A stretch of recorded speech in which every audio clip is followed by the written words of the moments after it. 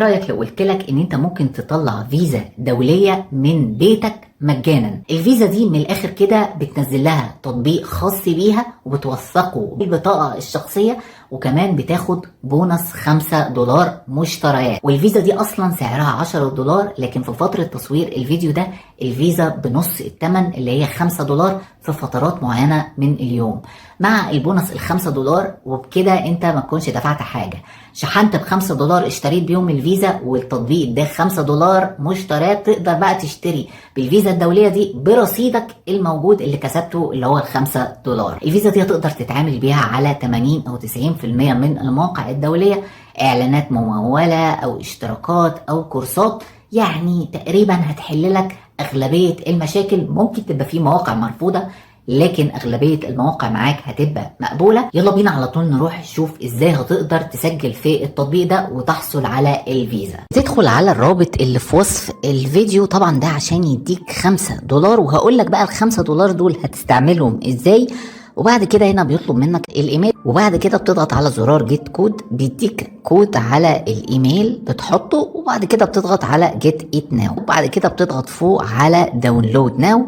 فبتختار مثلا لو انت اندرويد او انت ابل، وبعد كده بتعمل الداونلود العادي. المهم هنا بتعمل تسجيل دخول او لوج ان. طبعا هتحط هنا الايميل بتاعك اللي انت حطيته في بداية الفيديو، وبعد كده بتعمل التالي، وبعد كده بيقول لك اعمل باسورد. هات لك رساله على الايميل زي بين كود كده، هتحطه في التطبيق، وبعد كده هتدخل بيه. طبعا زي ما انتم شايفين انا رصيدي اهو $5، وانت كمان هيبقى رصيدك $5 اما تسجل من الرابط اللي في وصف الفيديو. فانا دلوقتي بقى عايزه اطلع الكارت الافتراضي عشان ابتدي بقى اشتغل بيه اونلاين.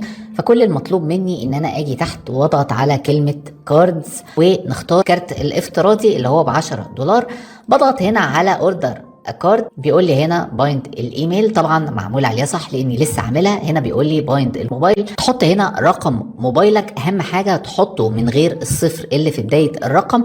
وبعد كده بتضغط على جيت كود، وبعد كده تحت هنا في الايميل بتضغط برضو على جيت الكود. لازم تحط الكود اللي وصل لك حالا على الايميل والرساله اللي وصلت لك حالا على الموبايل. وبكده تمت اول خطوتين بدون اي مشاكل. فاضل الخطوه الاخيره وهي توثيق الهويه. هنجرب مع بعض بالبطاقه الشخصيه وهتتقبل معانا. فانا بضغط هنا على ايدنتي فيريفيكيشن، بيقول لي هنا اديني اسمك الاول واسمك الاخير زي الوثيقه بتاعتك، حطه بالانجليزي طبعا، وبعد كده اختار تاريخ ميلادك، وبعد كده اختار الوثيقه اللي انت عايز ترفعها اي دي كارد. هنا بيقول لي حط ال 14 رقم بتوع الرقم القومي، حطهم زي ما هم هيتوافق عليهم. بعد كده هنا بضغط على ايدنتيتي فيريفيكيشن، وبعد كده بيقول لي الوثيقه اللي انت هترفعها دي من امريكا ولا من دوله تانية، فتختار اذر، وبعد كده هتختار كونتينيو، وبعد كده تختار هنا تضغط على ايدنتيتي دوكيمنت. بعد كده هنا بيأكد عليك ان البلد بتاعت الوثيقه هي مصر، بتختارها،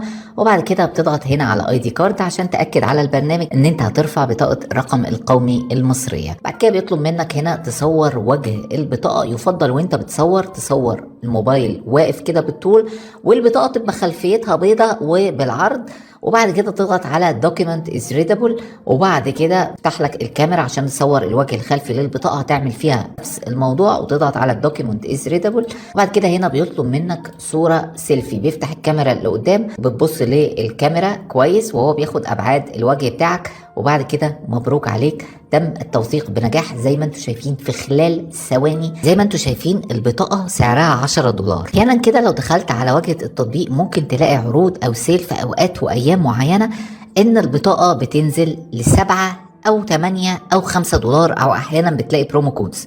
فأنا كان حظي حلو وأنا بصور الفيديو إن أنا لقيت سيل. كان عندي مشكلة واحدة وهي إن أنا رصيدي ما يكملش. فإزاي بقى أشحن رصيد حسابي عشان أقدر أشتري البطاقة؟ وانا يا جماعه نصيحه مني ليكم، تشحنوا حساب اللي هو اليو اس دي ده برقم البطاقه كله. يعني مثلا لو البطاقه شايفها ب7 أو 8 أو 10، اشحن رصيد حسابك، مالكش دعوه $5 دول، سيبهم على جنب، لان مش هينفع تشتري بمجموع الرصيدين على بعض. فيفضل ان انت تشحن اليو اس دي كله على بعضه.